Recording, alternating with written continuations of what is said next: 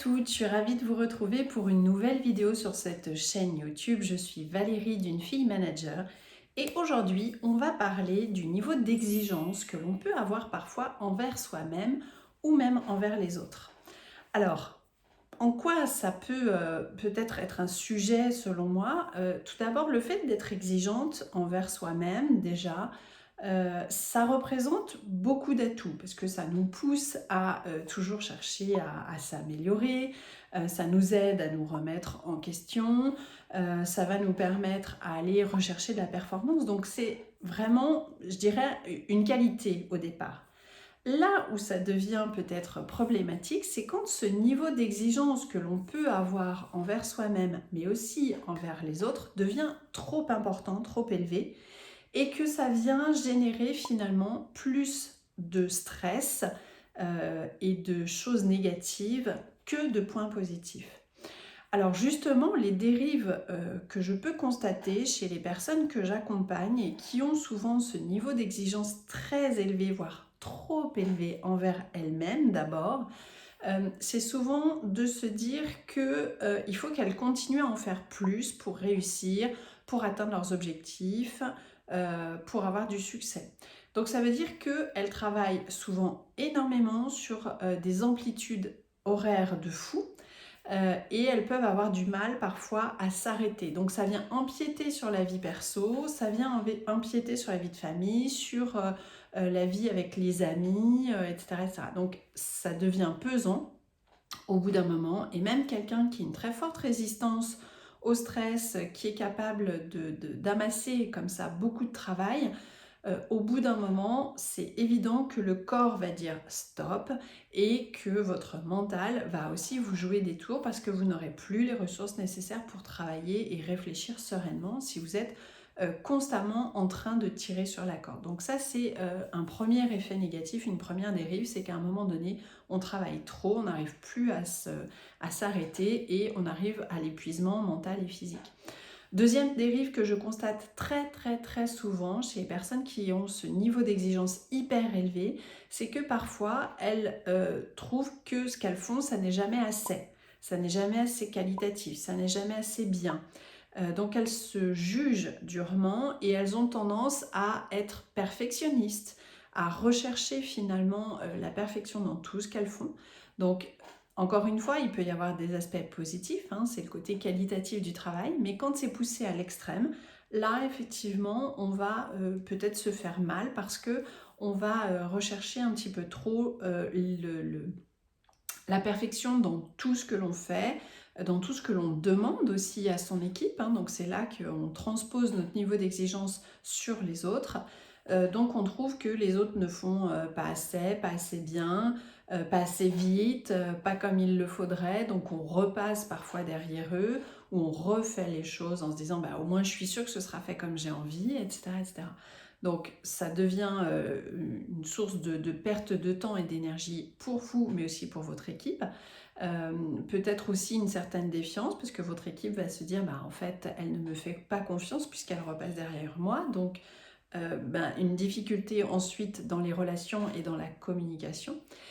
Et puis pour vous, c'est aussi une source de stress parce que on a l'impression qu'on ne s'arrête jamais, que ça n'est jamais assez bien.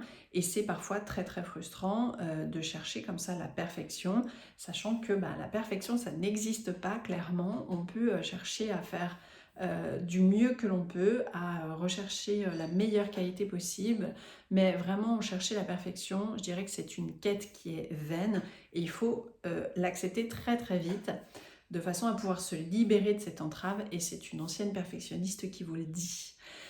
Troisième chose que je constate, c'est que parfois effectivement on peut manquer de tolérance envers soi-même et envers les autres. Donc on peut se juger durement, se dire que finalement ce que l'on a fait c'était pas bien, c'était nul, qu'on n'est pas à la hauteur. Peut-être manquer aussi de légitimité à certains moments, se dire que on est peut-être un imposteur, que les autres vont s'en rendre compte. Et effectivement, cette difficulté, on la retrouve assez souvent chez certaines femmes entrepreneurs, chez certaines femmes leaders, managers d'équipe. Donc vraiment, arriver à être plus tolérant, plus aimant avec soi-même et envers les autres, pour se dire, ok, le travail que j'ai fait, eh bien j'ai fait du mieux que je pouvais, et finalement bah, c'est déjà super bien comme ça.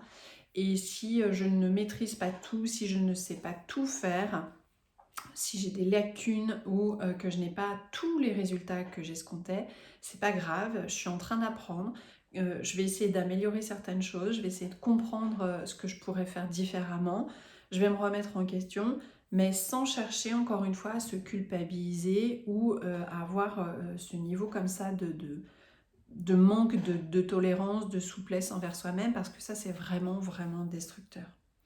Et puis souvent, je constate aussi que les personnes qui ont ce niveau d'exigence très élevé envers elles-mêmes, comme elles donnent beaucoup dans leur temps, dans leur activité, elles ont parfois du mal à dire non à leur équipe quand l'équipe vient les solliciter. D'abord parce qu'elles se disent qu'il faut qu'elles prouvent qu'elles sont capables de faire, qu'elles prouvent qu'elles peuvent trouver des réponses et des solutions à leur équipe.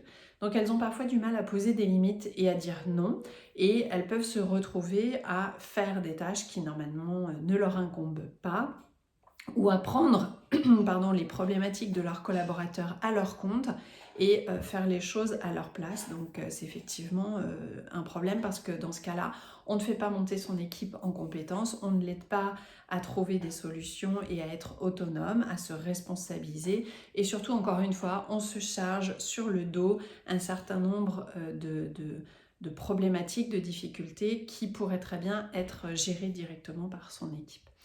Voilà, et puis dernier élément, bah, souvent ce sont des personnes qui peuvent, comme je le disais, hein, se manquer un peu de confiance en elles et avoir ce sentiment d'imposture en se disant mais finalement mon équipe ou mes clients ou mes collaborateurs vont se rendre compte que je ne suis pas à la hauteur, que je ne suis pas assez.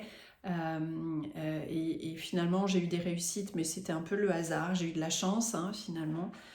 Donc, toujours cette difficulté à reconnaître les choses positives que l'on a réussies, des difficultés à se féliciter, des difficultés à fêter les victoires et à s'autoriser à réussir facilement.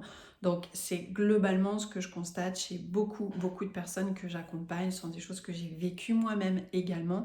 Donc je sais qu'on peut en sortir, je sais qu'on peut dépasser ça en travaillant sur soi, en trouvant les bonnes ressources pour développer son estime de soi, en acceptant de rebaisser son niveau d'exigence, en acceptant de revoir ses croyances limitantes sur son envie de perfectionnisme, etc. etc. Et effectivement, bien, moi je serais très intéressée de savoir si vous vous reconnaissez dans cette description, et peut-être dites-moi aussi en commentaire ce que vous avez mis en place pour sortir de cette spirale infernale, ou au contraire si vous avez du mal à en sortir. Je serais ravie de pouvoir échanger avec vous en tout cas. Et puis, bien sûr, n'hésitez pas à liker cette vidéo, à vous abonner à notre chaîne YouTube. Ça nous encourage et ça nous aide aussi à faire voir notre contenu au plus grand nombre pour aider plus de femmes leaders à développer leur confiance en soi et à améliorer leurs relations au quotidien dans leur travail. Moi, je vous dis à très bientôt pour une nouvelle vidéo avec un nouveau partage d'expériences, de nouveaux conseils, et je vous souhaite une très belle journée. Bye bye.